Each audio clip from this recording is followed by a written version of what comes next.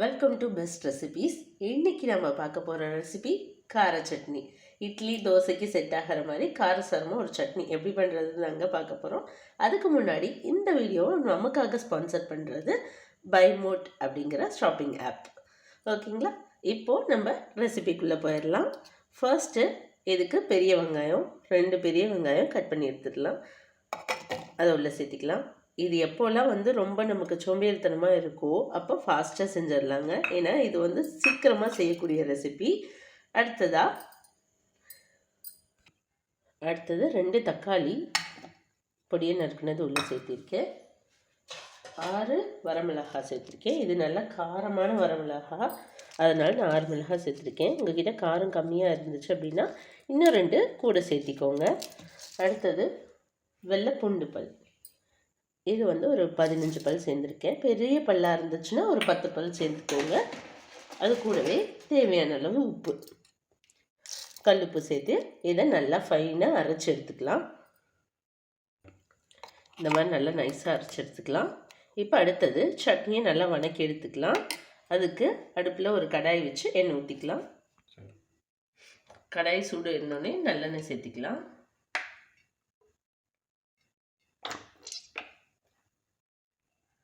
எண்ணெய் காஞ்சிச்சு. கடுகு ஒரு 1/2 டீஸ்பூன் சேர்த்துக்கலாம்.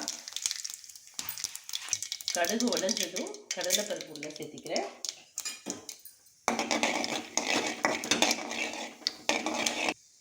அடுத்தது கருவேப்பிலையை கிள்ளி உள்ள சேர்த்துக்கிறேன்.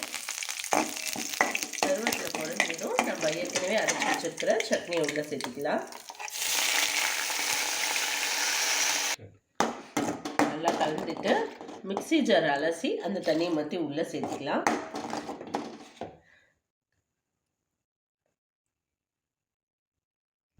இப்போ நல்லா கலந்து விட்டாச்சு. தட்டு போட்டு மூடி ஒரு 10 நிமிஷம் நல்லா இந்த சட்னி கொதிக்கட்டும். 5 நிமிஷம் ஆயிடுச்சு.